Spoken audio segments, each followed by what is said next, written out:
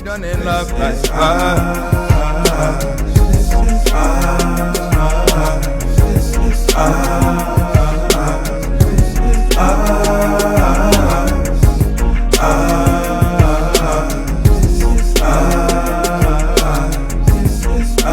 Hey guys, we're Kristen and Jarrell Abraham. Hey, welcome back to our channel. Yes, thank you for tuning in. So today is our last marriage topic. Yeah. And our topic today is marriage and disagreements. Yes. So, I put down like 4 key points: patience, communication, love, and kindness. And the greatest of these is love. Yes. So I just want to touch a little bit on each of these because I think in order to have, in order to have a healthy marriage, you have to be able to make a comeback from your disagreements. Right. So whether you guys argue, don't argue, whether you get along all the time, don't get along all the time, you're in a union. You know, you're joined together, and God says what God has put together, let no man put asunder. That's including yourself. So you have to take accountability for your part. And I think a big thing with disagreements is understanding that a lot of what happens with disagreements is lack of communication. Mm-hmm. There's confusion. There's misinterpretation. Your perception is not going to be the same as their perception. And that's all that it boils down to. So again, it's not about compromise. It's about a partnership. It's about teamwork. And if you guys are working together to understand each other, then coming back from a disagreement is going to be like nothing. Right. So our first point was patience. Yes. Did you want me to elaborate on that? Let's do it. Okay. Well, patience, number one, is a virtue. So if you want to show your spouse that you have a virtuous nature, you definitely want to display some patience. It's worth it. It's worth finding exercises that test your patience and expand it. It's like a rubber band that you got to stretch. It's like a muscle, you know? And most of us, our patience muscle is pretty weak. So, you know, it's an area that goes unattended to far too often, but to no avail. It has to be done. You need patience. And when you don't have it, it will be replaced with things that you don't need and don't want. So that was why I said it like that and why I meant it like that. No, for real, you definitely want to have patience, and with your spouse most of all. But, you know, it also serves as an example to your spouse. When you show that patience, they're going to take that and give it back to you the same way, you know. So when you're impatient, they're going to remember that too and respond possibly the same way as well. So, you know, it's crucial. In some translations of the word, patience is referred to as long suffering. So it's not suffering like you're supposed to be in an abusive relationship or anything like that. Basically what it means is time. The length of time that you are either putting into something or waiting for something. So when you're being patient with your spouse, you're giving them time to either come up with the words to express exactly what they meant. You're taking the time out and you're giving them room to work things out with them. Sometimes they may need you to interpret for them, you know, and when you guys are working together, that's like the most effective and the quickest way to dissolve a disagreement. I'm glad you brought up time, because that's also like a key factor in patience. So to help you back on what she says and simplify everything, if you want to definitely work on your patience and, you know, apply that to your relationship, make sure that you're not valuing time over the companionship of your partner and the understanding of your partner and the unity and the harmony that you have. You know, prioritize one over the other, and definitely prioritize them over your time. Give them your time, you know, willingly, but just make sure you know which one is the most valuable. Right. Communication. That was the next point. Yes. That's a biggie. So we kind of really intertwine patience and communication. Yeah. So you definitely want to make sure that you're being as open with your spouse as possible, as honest. You want to make sure that you are communicating effectively. And if your spouse is confused, there is a chance that you need to correct either how you've said something, how you've worded something, the tone that you're using. There's a lot of different social cues that are like people's pet peeves. Right. So, or their triggers. So you have to put in that work and be patient enough to communicate with them effectively and identify what makes your spouse tick. Right. So again, if you have to reevaluate what's going on, those are some key things to look at. Like, what is your tone like? Body language. How is your posture? Right. What is your face doing? Are you doing a little too much talking with your hands? Are you whipping your neck? You know, like there's all kinds of different things that we display, whether it is verbally or non-verbally, that you really have to look into with you. And then if you notice that there's something going on with your spouse, lovingly bring it to their attention. There shouldn't be pointing fingers. There shouldn't be like a blame game. The word calls us to be benevolent to one another. So we were actually researching over the weekend. And so that was like one of the words that came up in the scripture, where it said the husband is to be benevolent to the wife, and likewise the wife to the husband. And that means kindness, which actually was my last point. So did you do love yet? I didn't do love yet. Okay. But yeah, so we'll get to kindness. Yeah, and another thing to hop back on the communication aspect, make sure you're speaking your spouse's language when you're communicating with them. That's a big. That's kind of like a part of what I was saying. It like we've touched on this before too, as well, when we talk about studying your spouse. Yes. So when you study your spouse, you're learning about like their tics. So just like he said, more specifically, more direct, which basically summed up what I was expressing, is speak in the language that your spouse speaks. You know, communicate with them in the way that they communicate. We had touched on this. I forgot which vlog it was, but we had touched on this when we said, you know, when you love in their language. Absolutely. You know. Absolutely. Because what that does is it allows you to create a new language together.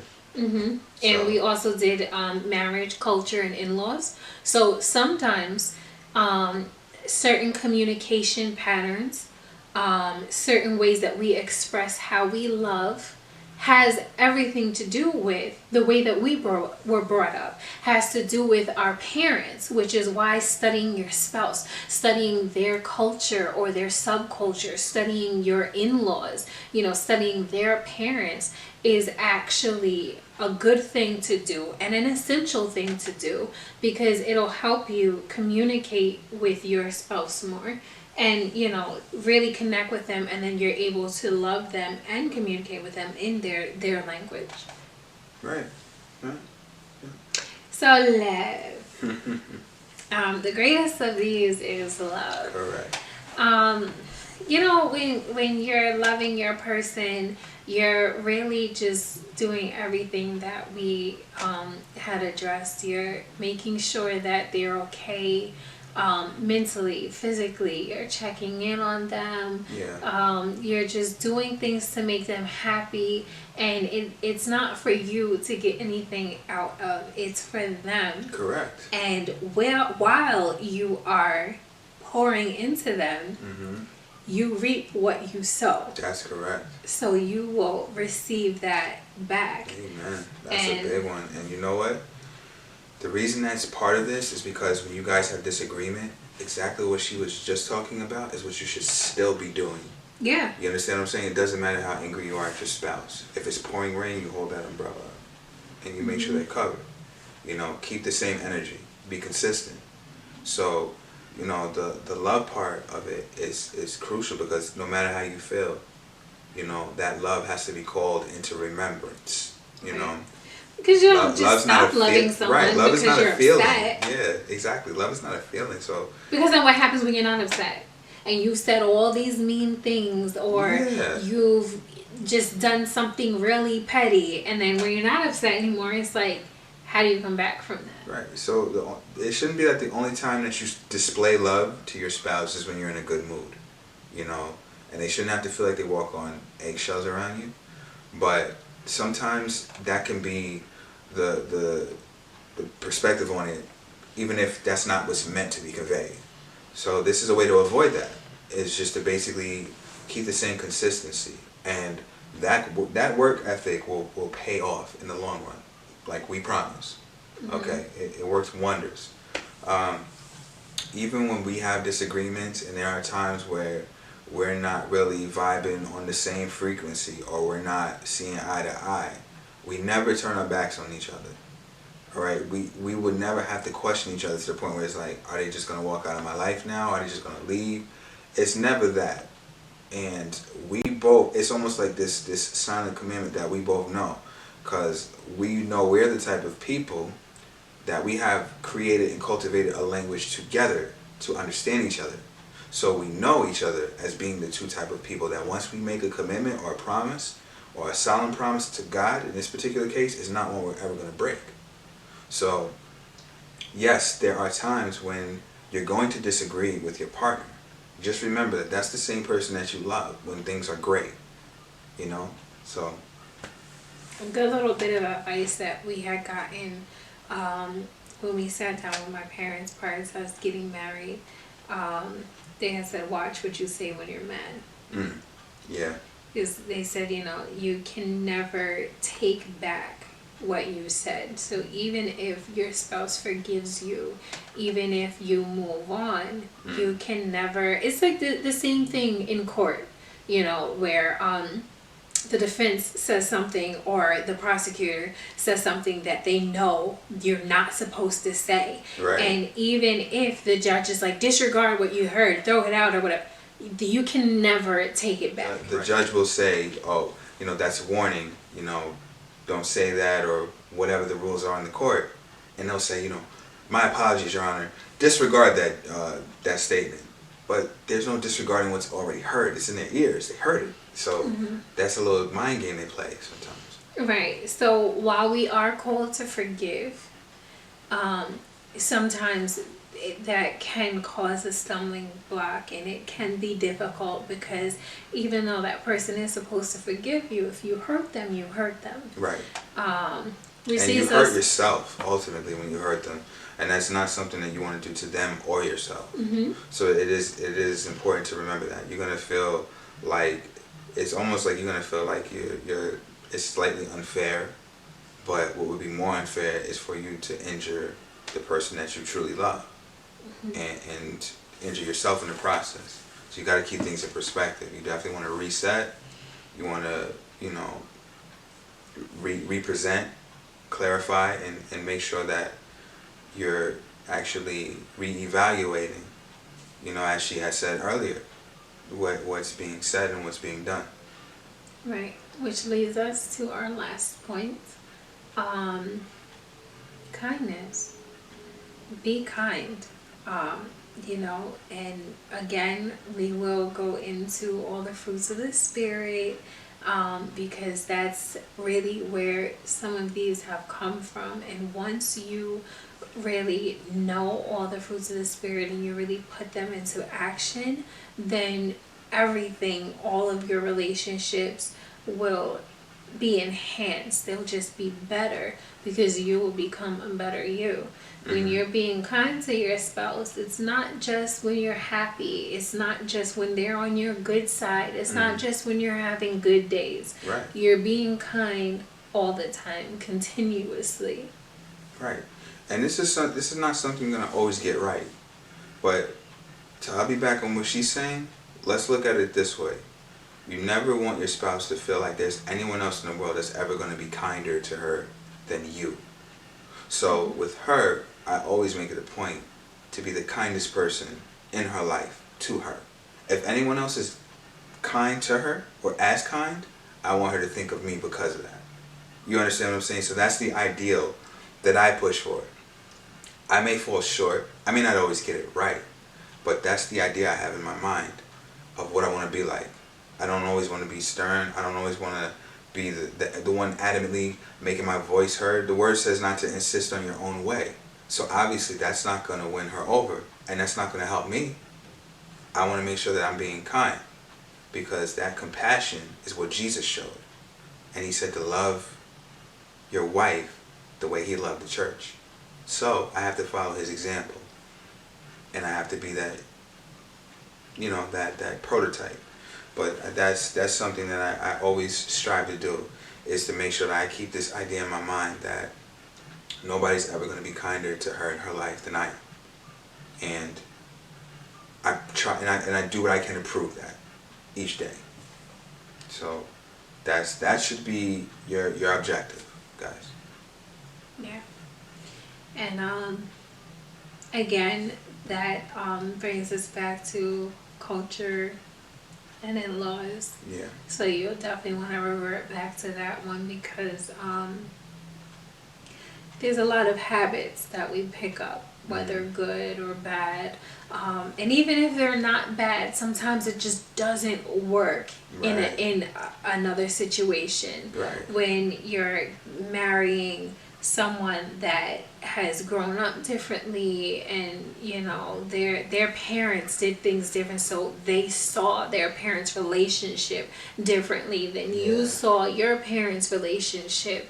So there's definitely a difference, and there's always going to be a difference, and then when you two come together, you have to figure out how to make those differences work for you. Correct. And that's really what a disagreement is. It's a difference. It's a difference in opinion, Difference in mindset, difference in perspective. Yeah, you're absolutely right. But just remember that difference is beautiful. God loves variety. He loves contrast. He'll never bring two people together in holy matrimony because they're exactly identical or the same. Not supposed to be like that. Even Adam and Eve weren't exactly identical or the same, right? But they were a perfect match because one came from the other. Flesh of his flesh. I think that's one of the things that we're still trying to get right.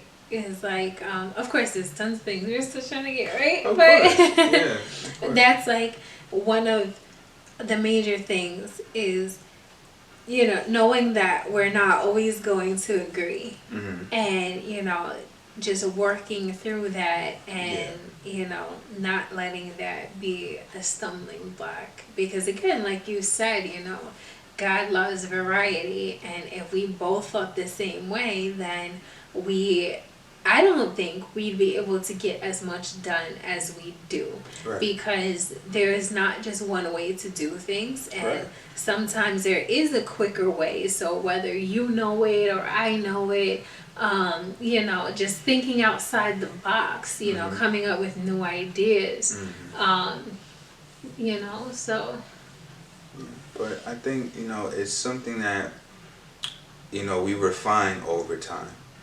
And that underlying law of love, especially the love that we have for each other, I'll profess that all day, every day, because of the amount that I love this woman, regardless of what imperfections or shortcomings. Yeah, I know, right? But regardless of what imperfections or shortcomings we actually have, that underlying love that's there, that foundation, is what allows us to always keep climbing and keep pushing forward and keep striving to do more and do better, and to cover each other in more grace. So we will gracefully age and will gracefully develop and get better with these things. It's not something that we'll just one day give up and throw our hands up and say everything fell apart, I quit. You know what I mean? It's in shambles now. There's no way to fix this because it's something that we're constantly working on and we're intricate about it. We're taking our time and paying attention to the details. So look at it that way. Your shortcomings, your mistakes, the parts where you fall short, allow you more time, ample time, to gracefully pay attention to the details and to get the intricate parts right. And like she said, bounce back stronger, come back better from it. You know, learn from it. Everything is a learning experience. Mm-hmm. You know, I'm learning her every day. So Yes. Is it? that's it. Well, this concludes our marriage series, guys. We really hoped you enjoyed it. We enjoyed talking about these things. Some of the topics, of course, were really personal and really, really Intimate. intimate. You know, very, very transparent. But we wouldn't have it any other way. Correct. So thanks for tuning in. God bless you all. And we'll see you next time. All right, bye.